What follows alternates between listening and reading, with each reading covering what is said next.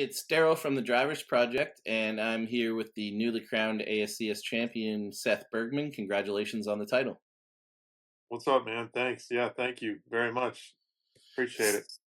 No problem. I mean, I wish you'd have lost to us, but that's how it goes. We just got beat. And by we, I mean Sam. I didn't go to I was any gonna say I races didn't see at you at the all. track once all No, year, dude. no, our team got beat. Our team I got got beat. you. But Seth, a few years ago, you were taking pretty regular shots at the ASCS title, and you and Sam actually had a pretty good battle one year. And then you elected to come home and build your team and focus on your personal life and building a business. How much of that preparation and that decision went into creating the team that you have now? It's kind of been a work in progress all along. In 18, that was the last year I competed full time. And I just, man, honestly, at that point in time, I was getting to the point in my career where I was starting to get developed and I was feeling pretty good about my driving and I was putting a lot into it. Um, and then some of the guys I was working with that year, they quit at the end of the year, and the team, what I felt like we were building, really just kind of got dismantled. So that was tough. And then going into the next year, I didn't have the team put together. We had everything in place, kind of the equipment, the cars, and I don't know, the direction. And it's tough to say because we almost won the championship in 18, right? And going into 19, you would have thought we would have had a lot of wind in our sails to try to do it again. But I can remember back, that's years ago now, but it just felt like I don't necessarily know if I like the direction things were going at the time. And that was kind of the start of my non commitment to ASCS. I just felt like maybe the timing would be right if we bounced around and just went and had some fun and didn't worry about points for a while. And then, so that kind of started 19 with that mentality.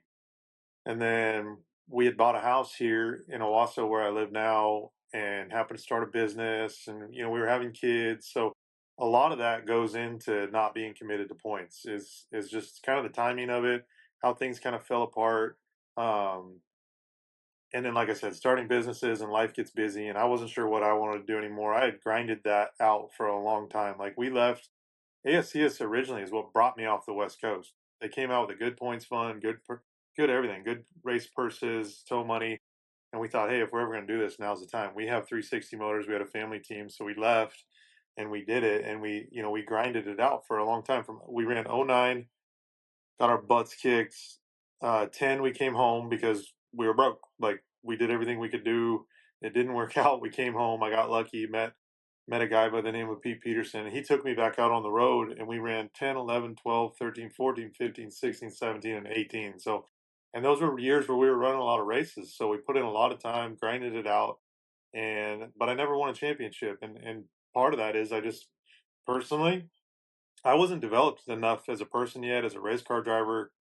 And I was leading my own team too at the time. So you had this young kid that was not ready for it, all partying, having too much fun, but still trying to race like a lot of guys do. And I wasn't ready to lead our team yet. But we were out there and I was learning and I was still serious and trying to learn. So I learned a lot through those years.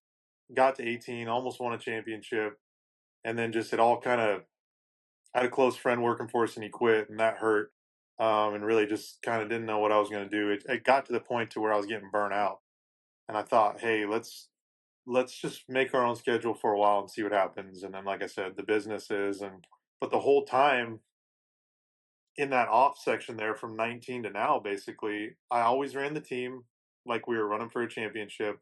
I kept trying to build the team the entire time because I always had it in the back of my mind that, I want to come back and do this again. And I don't want to let everything we've built slip away. So even though we were running part time for a long time, I was still doing things like any high level national team would do.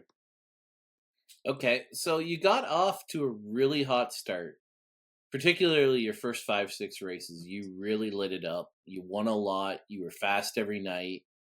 And that gave you a really nice points lead over Sam. Can you talk about how important your points racing became at that point in terms of just having a good season as well as putting pressure on Sam? Well, I think like we got off to such a good start and we were winning races and we had built up a really nice points gap and I think when you can start like that, it kind of puts you in the driver's seat of what's going on cuz I felt like it was mine to lose at that point. We started leading the points from day one, race one, and we never lost it all year. So I think I don't know. There's added pressure to that because you feel like you have something to lose, and I feel like there was advantages to what Sam had at times, to where he could race like I got nothing to lose. All I got to do is gain on Seth here and close the gap. But I also think there's advantages to how we did it. Like you said, having a great start, winning races right out the beginning, not running off the podium, it just put me in a position to where it started to shape my mind and how I looked at things throughout the rest of the year. And it just kept me in a good, I feel like, mental spot because I knew we were winning. I knew we were fast enough to win. We were consistent.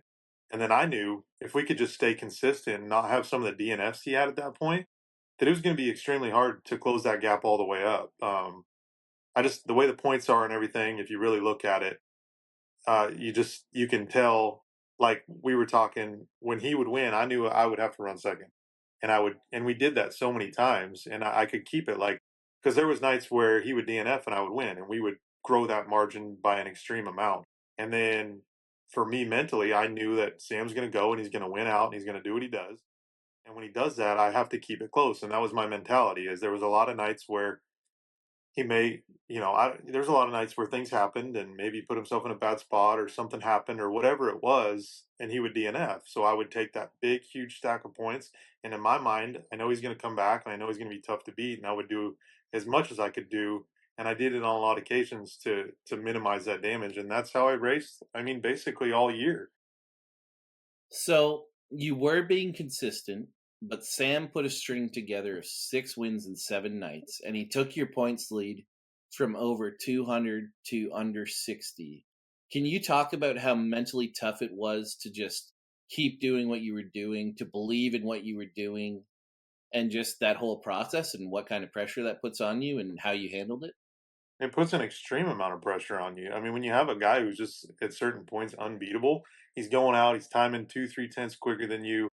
He's winning. He seems unbeatable in race conditions. He's just got something figured out that you don't. That's tough. And the conservative mentality I had at one point was like, all right, well, yeah, we need to finish, but I also need to win these races, because if this guy just goes and wins all these races, it don't matter how good I am and consistent I am, he's gonna beat us. And but I was watching all along and we were close, and there was nights where I screwed up the car and we weren't good, and those were frustrating. But a lot of those nights when he was winning, it was like I was saying, like I was still there and he knew it. We raced for wins on a lot of those nights. So I knew our speed was there.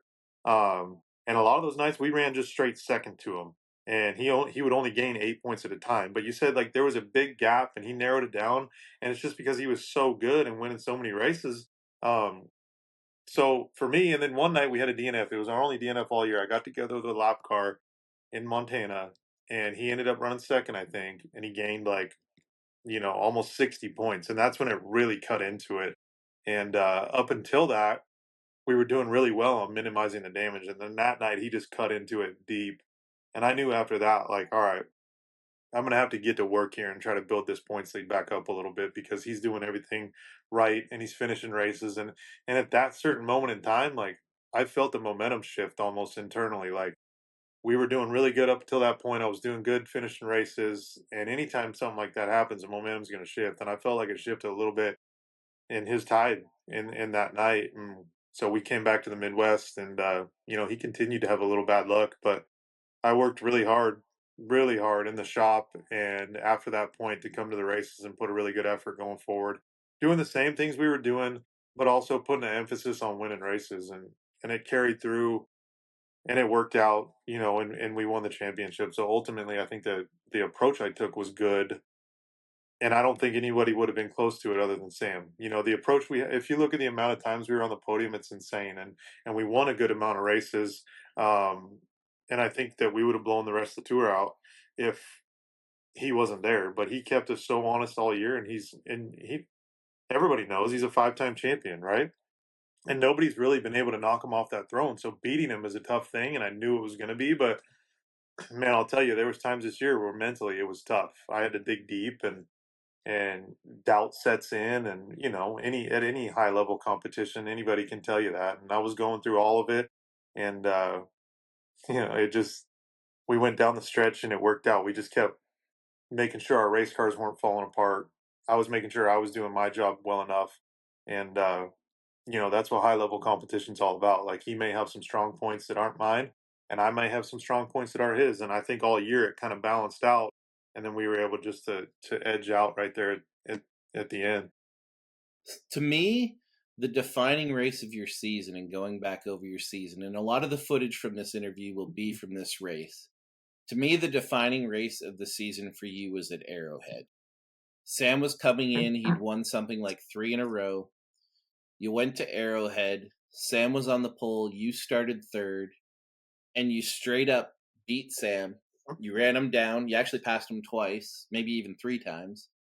And with a lap or two to go, he tried to slide you back, got into the wall, and then one lap later had damage from the crash trying to get you back, basically. And you basically killed all his momentum right there. Do you feel like that was probably the defining race of the season, or do you feel like there was some other defining moments where you really put your stamp on it? I feel like that was probably defining moment number one, and for one reason. I mean, it was a huge moment in points because I won and he DNF, so that's a huge points gap. But I knew going into that night we were on speed week, and Sam's a good racer and he knows it. And mentally I feel like he knows he's above a lot of guys, right? And he just carries that confidence, and I feel like that carries him to a lot of wins, especially at our level. And but I wanted to show him that night in particular. It was speed week, and I had led laps both nights previous to that, I believe, and especially at Texarkana. And he drove around me and won the race. And I had made some mistakes, and I was frustrated. And this was at a point in the year where we were racing hard and we were trying to establish ourselves in the points. So I was not playing too much protector or being conservative. And for that night, in particular, I knew in my mind I wanted to show to Sam as a competitor that, like, hey man, I have your pace, and I think I personally have more, right? And I wanted to prove that to him that night. Just the week we were on, we were racing each other. We got into a deal again that night where we were starting close, and the track was just to my liking. It was demanding, it was fast, there was a curb, it was technical, and I felt like, man, this is a great opportunity to show Sam that I have his pace, I have his thought process, and maybe a little more. And I wanted to go into that race and prove it to him, and I feel like I did. We were kind of in a knockdown race there, drag out, and he was setting a pace. I could tell I drove up to him. He wasn't running 100, and I was pacing him, and I could tell I drove up to him. I could tell he then felt threatened and then started pushing the race car to its limits, right? And when I felt like I saw him get to his limit, I felt like I still had more in the tank.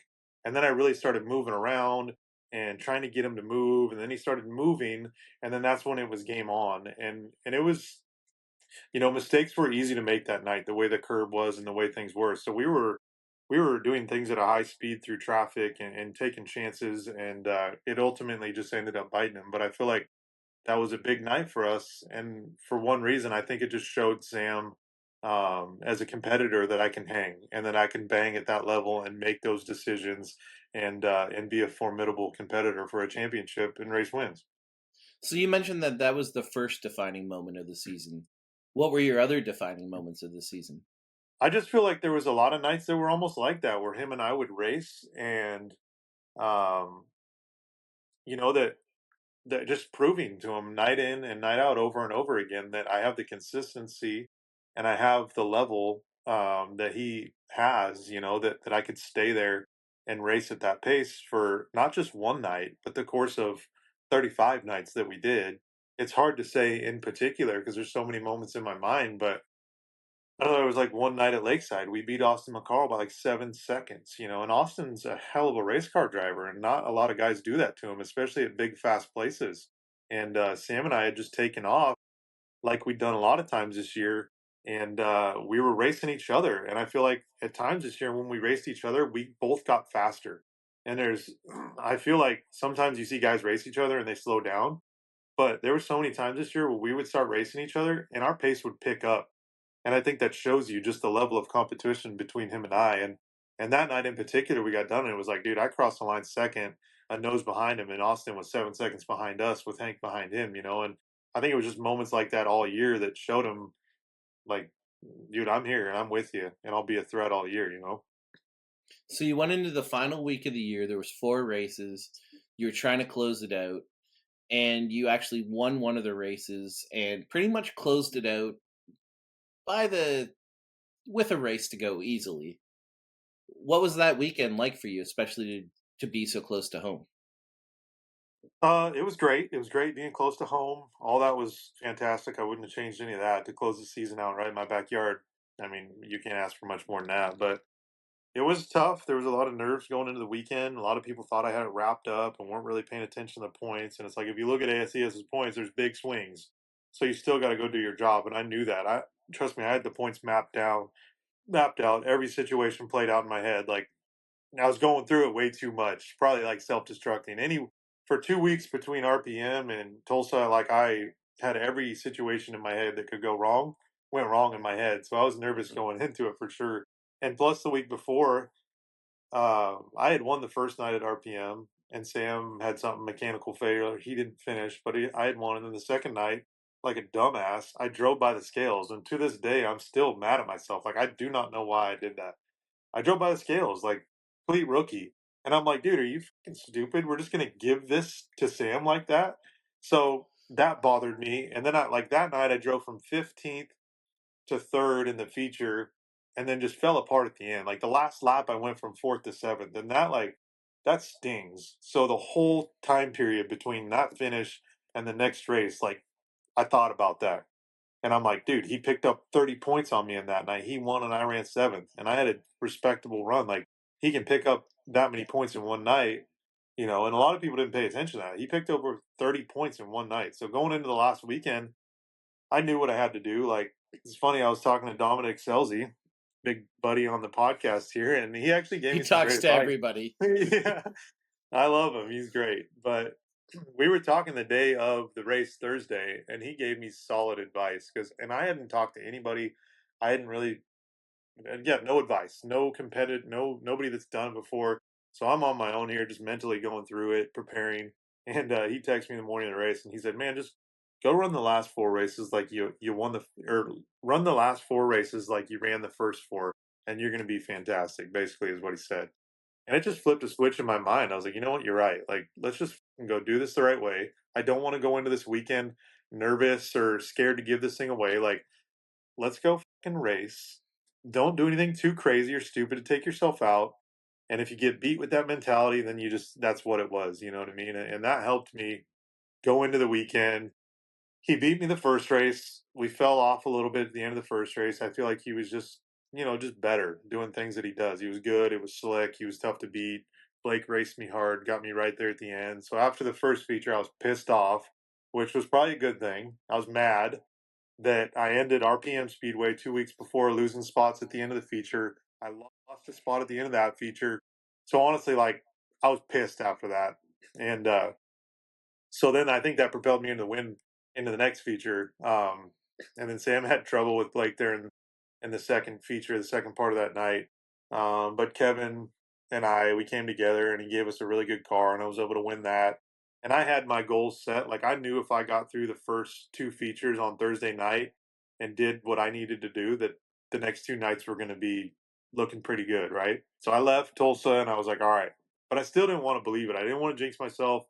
I think we had like 160 something points after Tulsa, but I still wouldn't let myself believe it was going to happen.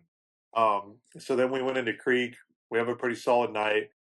We run on a podium and beat Sam by one, and then it was just like the weight was lifted off my shoulders. I knew at that point, like done deal, but I didn't want to believe it until it was done, until they handed it to me, said it's a done deal, and it was a great weekend. And then man, uncharacteristically, I wasn't that good the final night at Creek. We didn't qualify well. We had a really tough group, just a bit off. Didn't heat well, and then we were all right in the feature, and we ended up driving from like 15th or 16th. I got to third at one point. I actually thought I may have a shot, um, but then just kind of fell stagnant. And I got in the curb wrong and got upset. And Blake ended up getting by me. And we ended up fourth. But I think it still showed, like, we were a hard charger. I think we went 16-4. That I was still giving it, still trying, and that there was a reason we won the championships because we were able to rebound like that as well. So you and I were talking off camera. What did you learn now that you're a champion? Like we both said, there's just something, a mindset kind of changes. What did you learn that you didn't know before now that you're a champion? Well, it's that thing that you almost can't put your finger on, like you were saying. It's like you're almost a part of some unwritten, unseen club, you feel like in your own mind, right? Like I hadn't really had a chance to reflect on it at all because we raced, we had the banquet, I had my family here, so I never really got a chance to sit back and reflect. But I was out in my shop earlier, by myself working, and just I don't know, I learned a lot this year, and I feel like mentally, now that I've crossed that barrier, I was so nervous that maybe it would never happen, and I wanted that moment so bad for myself and my family, um, that you put a lot of pressure on yourself. You psych yourself out. There's a lot of things mentally that go into it. And now that I have, that we've done it, I've crossed that line. I'm a champion. I can't put my finger on it. I feel different, not in an arrogant way, just in a confident way. Like I know I can do it. We won the championship. I know there's a lot of areas I can get better in. So I'm going to work really hard to get better in those areas and just keep building. Like I'm going to keep building like I did to get to this point. I feel like we won, but there's so much more to have that, and I'm eager to do it. I want to work. I want to get better, but I just maybe mentally, I know I can do it now, and I'm not going to doubt myself at all. I know I'm worth that. I have that worth, and I think that does something to your mentality that's gonna really pay dividends going forward. You tell me, what do you think it is? I don't know. I feel like when you win a championship, you go through so many ups and downs and Mm, you go through so many mental challenges that by the end there doesn't feel like there's a mental challenge that's too tough. Like, that's a great way to put it. I'm glad I asked you because I feel that a lot. Like I feel like, man, I went through the ringer in a lot this year, and there was a lot going on behind the scenes, and I just kept showing up, right? And I feel like we overcame so much, and I don't know, like I guess before you get anything in life that's really worth it, you're gonna have to cross some tough hurdles, and I learned that this year. So, like you said, I feel like we went through a lot this year, and it showed me that man, we can overcome a lot, and I'm confident in that. You know what I mean? yeah. And then I think there's also, you're more confident in your decisions from that point. Like Yeah, from that point, you do know you can do it. You've done it before, so you do things with more conviction. That would be the yeah, other and I thing I'd also say. had a year here to see how our decisions played out. What decisions looked like they were working, what decisions look like they were leading us down the wrong path, that maybe wouldn't have worked. So I can sit back and I can reflect on all that too and know that we made the right decisions that ultimately led us to the championship, but look back and improve on some of the ones that we, maybe thought were not going to take us to where we wanted to go too. So just having all of it, having all that stuff to look back on and knowing that we accomplished it, and I don't know, it does something to your mind. It's done something to me. I'm not, I don't know, maybe walking a little lighter here for a while and feeling good, but um I guess just the confidence that it's going to give me going forward, knowing that I've done it. Now it's time, like I have the tools in my bag to where we can go do it again, I guess. Well, I've taken up of enough of your time. You're a very deserving champion. Don't ever beat my teammates ever again. And congratulations. Well, thank you. I appreciate it, Daryl. I always consider you a friend. I like you. I watch all the podcasts. You guys are great. That's the Maybe you can get me spirit. on. That's the Maybe you can get me on sometime just to talk shit. I'd love to. What But would you like to? What would you talk shit about? If you could talk shit about one subject, what would you talk shit about? oh, I don't know. I'm in too good of a mood right now to talk shit, Daryl. I don't It's. have anything. I I feel will like. say, I'll spoil your party a little bit. You said you hope I never beat another one of your drivers, but I'm going to work really hard to make sure that I piss you off and beat your driver again. Yeah, I wouldn't even say I was pissed off. Like, no, there's. I would say there was a lot of frustration. Yeah. Like the Arrowhead race specifically that I told you about. The reason I viewed it as a defining moment is I was racing with Alex that night, and Sam had all this momentum, and we were racing, and I look up the results, and I'm just like, what the fuck? And you Yeah. just know that everything's been killed. Everything that he'd been building was getting killed, and yeah, Dude, I think that's it's what. not like an anger; it's a frustration. Like the other thing I'll say, we keep going here is we used to have a big rivalry with Aaron Wright, Yep. and now I used to like hate him. Like if I saw him, I was just like, and now it's like I appreciate him so much more Hmm. because he was the guy pushing our team at that And I point. think when you And get to a high level of competition, and Aaron's a good friend of mine, and I've always respected Aaron because he raises the level of competition. No matter what you Yeah. think about him, he's a guy that comes in and he's going to keep you honest and he's going to race you hard. He's going to ruffle your feathers. He's going to make you fucking pissed off, and you're going to have to bring a better version of yourself out, to beat him. And he does that. Guys like Aaron do that, and that's what Yeah. competition's all about. It's whether you like the guy or not, whatever you're doing, in competition, if there's a guy like that standing in front of you, you have to look at yourself and figure out a way that you're going to get better. And then it just raises the competition level all around, right? Like when two guys or three guys or whatever are equally matched, awesome things happen in competition. Like you're going to see a winner, you're going to see a loser. But I feel like if all those guys are working hard to get better, feeding off each other, just the level's going to get raised. And I feel like it has. Yeah. And that was a lot of what was going on with Sam and I this year was just I knew we were pretty equally matched. He's got a lot of knowledge. He's good with his race cars. He's good with his engines. He's a great driver. I knew it was going to take a lot, so it kept me up late, got me up early, kept me out in the shop a long time, and I love that. That's what competing's all about, right? Yeah, and I also think what makes your rivalry good is like you're good at different things. Yeah, Like he'll openly tell you he doesn't want to go pound a curb. He'll do it if he has to, but it's not his first priority.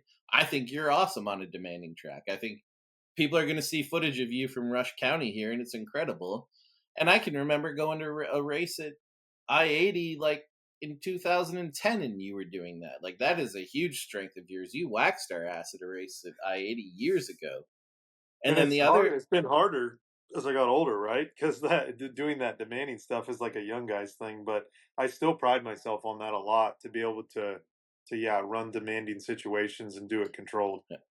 yeah, and like I say, I think you guys have different strengths, but you've got your weaknesses are at a high enough level that there's nowhere where you're weak, and then you Right. just have your moments where you're going to shine.